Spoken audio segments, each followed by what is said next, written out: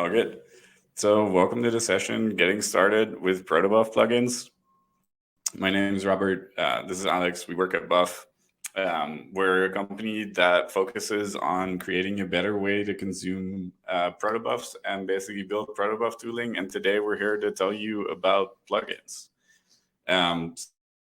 Today is supposed to be sort of an interactive session. Alex will be keeping an eye on the chat and on the questions and Q&As that you have.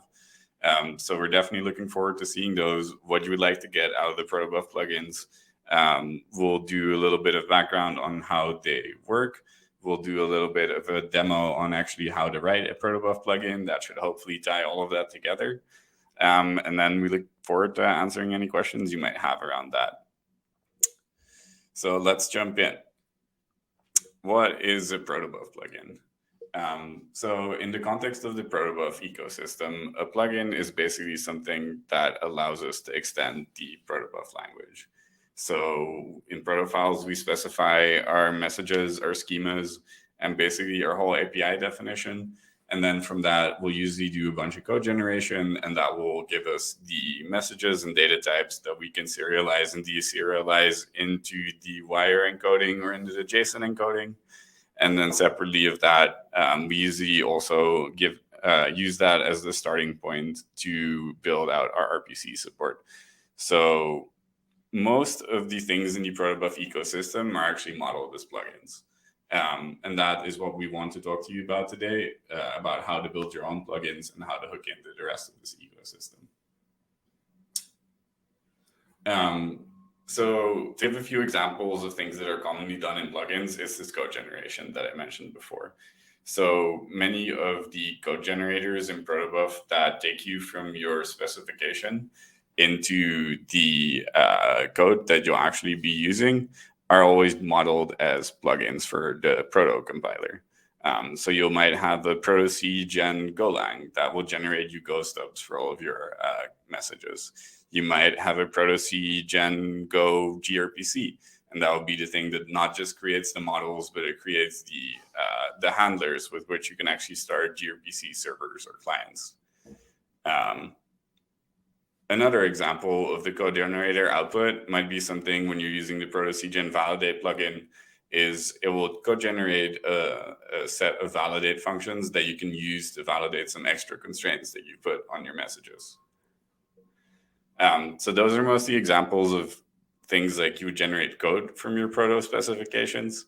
You don't necessarily have to generate code. You can generate very different artifacts.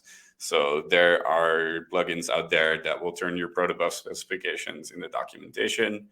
There are Protobuf plugins out there that will take your Protobuf specification and they'll turn it into an OpenAPI v2 document. So basically, there's many things you can do with that. So today, the first thing to understand for writing plugins is how do plugins actually work? Plugins are basically executables that exchange Protobuf messages with the compiler on their standard in and standard out. And that is how the sort of like flow works. We'll dive into the code generator request, code generator response, and file descriptor set a little bit deeper because those are the primary Protobuf messages that you need to understand to write your own Protobuf plugin. So first up, what is a file descriptor? So a file descriptor is basically a proto-encoded message representation of a proto file. So when we write protobufs for our API specifications, generally we will be, we'll have some things, this example. We'll say this is a proto3 file. We define a specific foo message. It has a string as one of its attributes that is called name. So this is the thing that I, as a developer, would be authoring. However, if we would send plugins just this textual format that is a file, that would be super inconvenient because everyone would have to start writing their own Protobuf parsers. Everyone would have to interpret and resolve all the dependencies between them. And this would basically be unworkable. So one of the things that you'll do when you write a Protobuf plugin is that the compiler will first actually parse the Protobuf file into something called a file descriptor set, which is this proto-encoded message. So here on the right, you can see an example of what that file descriptor would look like. You can see that it is a file. The file has a specific name, it lives at a location, and it contains one or more messages where the messages of names, fields, and so on and so on. So this is the thing that your plugin will actually be looking at. And if you want to know more about this, you can look at the descriptor.proto file to find out the full message. Next up, the code generator request. So this is roughly the message that the proto compiler will send to you over standard in. So you write an executable, it starts looking and reading a protobuf message from standard in. It will decode that message and it will look like this code generator request. The code generator request will be the proto C compiler instructing you that you need to generate code for a few files. It will give you some extra parameters that the users might have represented. And then it will pass you this file descriptor set, which is what we just discussed before. So this is basically a representation that you'll be able to parse, iterate over, visit, and go through. Sorry, we got some sirens going on in the background. I think that's better. So this is the binary representation or the protobuf representation of the files that you're supposed to do code generation for. Then what your plugin needs to do is read in this request and process it however it wants, and then output a code generator response. And a code generator response would basically look something like this. You can also look at this definition of the full message in the plugin.proto file, where you construct a protobuf message that might have an error, and if it does not have an error, it will have a repeated set of files that will have names, contents, and there's some other things in there that you can read the rest of the annotations for to find out how they work in depth.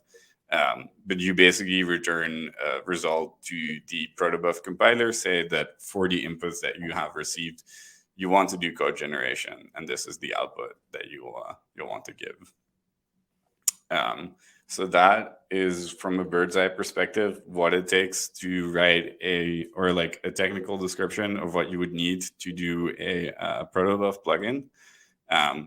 Putting codes on slides always makes things pretty abstract. So that's why after this, we basically will run through a quick demo and basically show you how one of these might work in practice.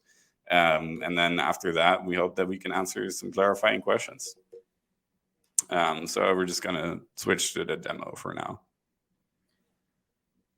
I might actually reuse that mic. Yes. Sweet. All right. Hey, everybody. I'm going to go ahead and use Robert's mic, but I'll share on my screen. So let me go ahead and get that set up.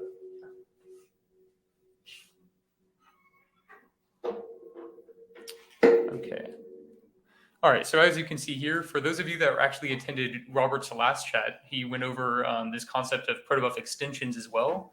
If you didn't attend, that's okay. We'll just briefly go over them here. It's this way that you can kind of extend what options you have available to you when writing messages in protobuf.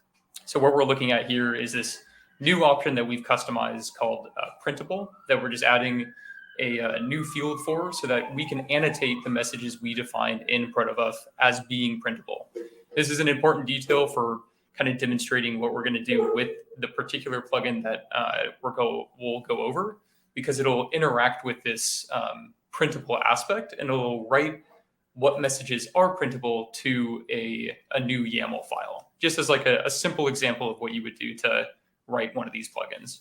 So this is that extension, and then in practice, this is actually using that for these different messages. So as you can see, we just have an example.proto file. It has a few different messages, and only 2 of them are actually marked as being printable, the foo and the baz message.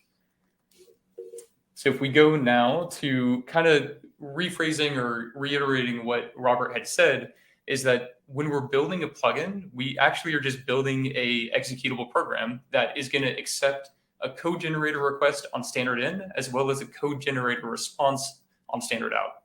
So, and again, the protobuf file is itself, it's a self-describing language in that a protobuf message is used to describe the content of the protobuf files we're feeding it into.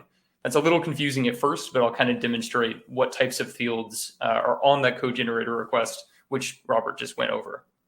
So in this case, again, going back to the example.proto file, you'll notice a few different messages and so on, an import path, a package declaration, all these different aspects.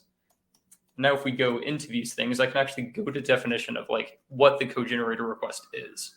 So here we're looking at an implementation that's written in Go for those of you that are familiar. But here we can kind of see those, the Go representation of that protobuf message that Robert just went over. And in this case, we're particularly interested in the proto file type, which here you can see all the different aspects of the proto file itself. Like you can imagine that this is the compiled representation of that file. So in this case, name in the example.proto file would just be example.proto. Package would be equal to, here I can even split my screen a little bit. The package would be equal to example.v1. The dependencies are going to be equal to the import paths. And then each message type is going to be the messages that we see here. So it gives us this convenient, kind of easy to use structure that we can iterate over, analyze, and it kind of feels like an AST in a way, but slightly different. So now when I'm writing this program, as we've described, I simply just need to start by reading in standard in, assuming that I'm being executed by Proto-C. In fact, these plugins aren't really even possible to use unless there's some compiler that's used in order to create these code generator requests and expect to find these code generator responses. And in our case, historically, Google has Proto-C, which is the Protobuf compiler. And we also have Buff, which has our own compiler to do this as well. And I'll kind of demonstrate using both of those compilers too. So in this case, if we just kind of walk one by one, we can read the main kind of core logic is nothing more than what we've gone over. Reading that request in, unmarshalling it into the protobuf message, and then preparing a response, going over each file that we care about. And we're going to write one of those YAML files that I referred to. The specific output that we should expect to see, which I will demonstrate generating myself, is simply outputting a YAML file of like, these are the messages that are printable. So in the case of example.proto, this is what we would see. And for extension, we don't have any printable files, so we just get an empty message. Now returning here, so all we do, again, the run function is pretty self-explanatory, but the interesting stuff gets in this write file helper. So here you can see that we're just requiring that file descriptor prototype, which is the same one that we looked at earlier, has all the name and the package and whatnot. And then we're just going to respond with this code generator response file. And each of these are the actual content that we want to write to disk after the Proto-C compiler or Buff compiler has executed each of these plugins individually. So this is just going to be the name of the file that we're outputting, as well as the content of that file, as well as some kind of more advanced features that we won't really go over in this demo. So if we walk through the simple implementation, all we're going to do is iterate over each of our files one by one. And we're going to check if it has that extension that we've generated or that we've defined in that extension.proto file. And in this case, you'll see I'm actually able to interact with a compiled representation of that extension, specifically this e_printable. It's not a really like nice structured name, but it's used to in Go specifically to battle against ambiguous names and so on. So they namespace in this way. But in this case, if the message has this printable extension, then we're going to go ahead and include it in the messages we want to write out. So in this way, it's kind of reversed it's written in the reverse way. If it doesn't have the extension, we skip it. Otherwise, we add it to the messages. And then we're going to have a file type, which is our abstraction of what we're going to write as a YAML marshaled file. We're just going to add the messages there as strings and format them with a certain key, omit empty, all these little details. So simply we create that file, we marshal it as a YAML object, and we're going to just include that as our code generator response file with the content of the marshaled bytes. And you can kind of see how all of this is orchestrated together. So we iterate over all of our files, we write each one, and then in action, so this is kind of a very simple form of one. Now I can kind of show you what it would look like to actually execute it. So what we saw earlier was the output, and I'll go ahead and change directories now. I'm going to go ahead and remove that output. I'll remake it. And then here's me actually executing that, that plugin via Proto-C. And let's walk through this one step at a time. So what I'm doing here is I'm saying Proto-C include the proto directory, because that's going to be where my files are importing one another from this relative root. It's kind of a complicated detail, but that's the simplest way to describe it for now. The easy way to imagine it is that this file is imported as example v1 example.proto, omitting that proto prefix. So here I say, okay, include this, but I actually want to generate for this file. I'm going to use the ASC plugin that I've written here. It's called Proto-C Gen ASC. It's kind of the standard name. Every plugin expects to have a Proto-C Gen prefix. I'm going to write this to the output directory. And I'm specifying to Proto-C as well, like actually use the binary that I've compiled in the local directory, the bin directory, because otherwise it's going to expect that those plugins are on my path. But I actually just want to use the one I have in this particular Git repository. So if I execute this, remember I've actually removed all the files. You'll notice that this is the result I get. I'm actually just saying, hey, these things are printable, so I'm going to write them as such. Similarly, I can remove the output again. And if I show you what I can do with buff as well, just as a nice little teaser, this is the same way of articulating that those generation flags, but with buff. And it's going to assume that I'm targeting the proto input as well. So I'm going to say buff generate proto, and then I'm going to say template is equal to that template that we just showed. It'll do the exact same result. And we'll see that here.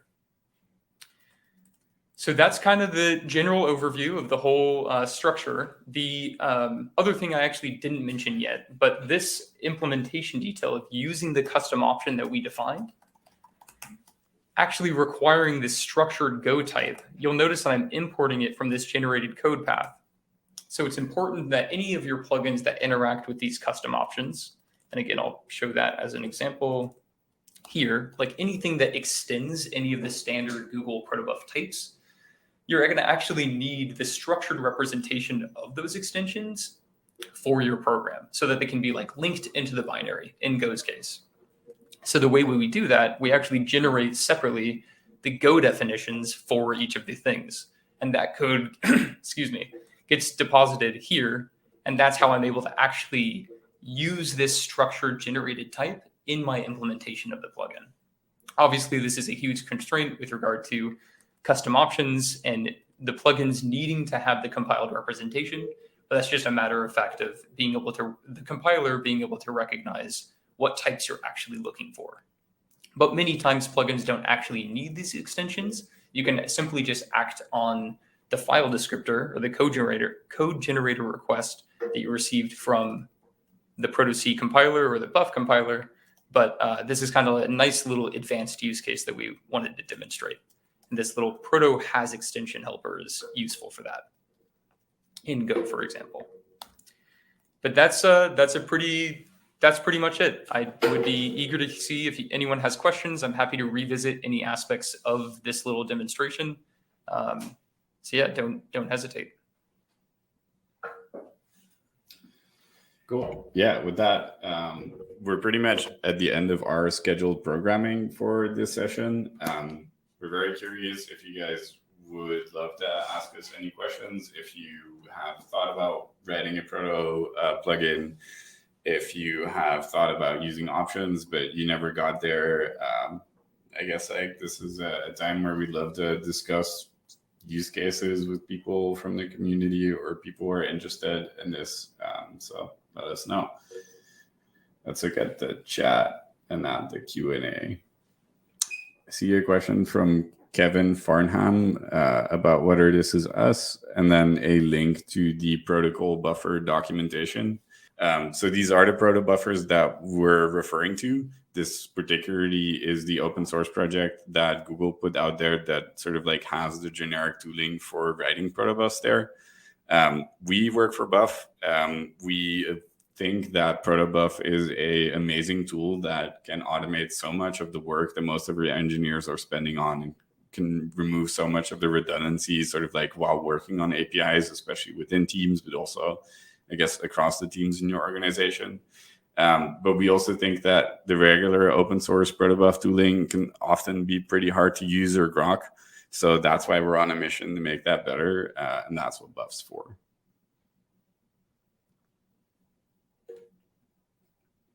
Let's see if there's any other questions in the chat or the Q&A. Links to Buff and you on Twitter. I want to investigate, and I'm a technology writer. Yeah, so you can go to buff.build.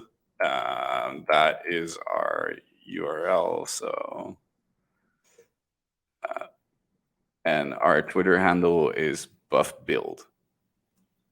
All one word. Yes.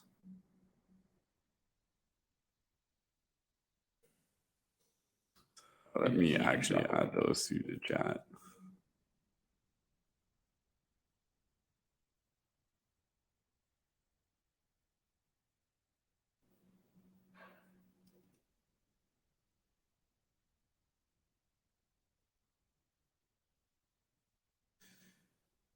We have a second question from Joan James. Are there more options for Protobuf API documentation beside the Cloud Endpoints portal?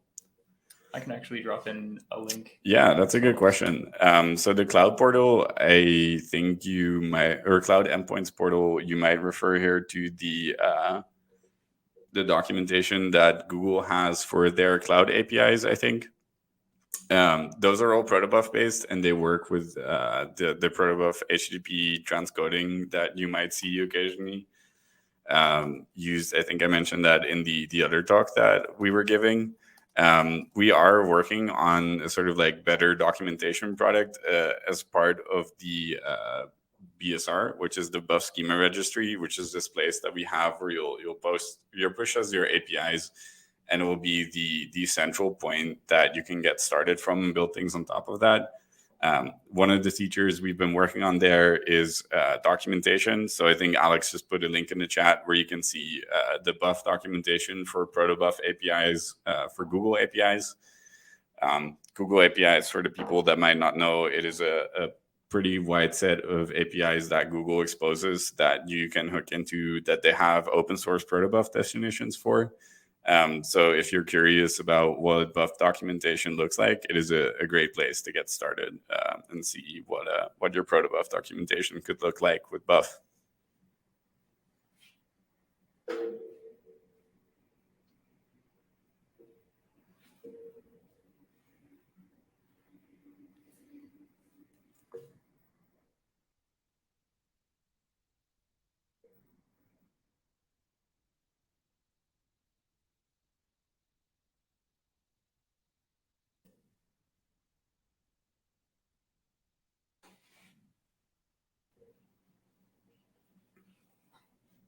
See, we have a question about where Kevin will be writing about this. Well, please let us know as well, Kevin. We'll be very curious to hear.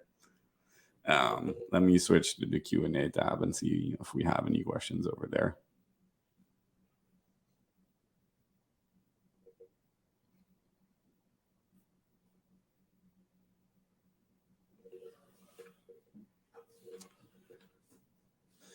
You see here another comment that Protobuf is not great for documentation. And that's actually something that we all would definitely agree on. Part of the reason we started Buff is because we think that the technology is so great, but the documentation is usually severely lacking. So that's something we're trying to change. If you have any problems with current Protobuf documentation, or you would like to know how something works, definitely let us know. Shoot us a tweet, shoot us an email, anyway. Otherwise, you could reach us. We have a sponsor booth at the conference where you can reach out. We're very curious to hear about your experiences using Protobuf or attempting to use Protobuf. And we'd love to hear from you. I think with that, unless there are more questions in the next minute or so, we'll probably cut the session short.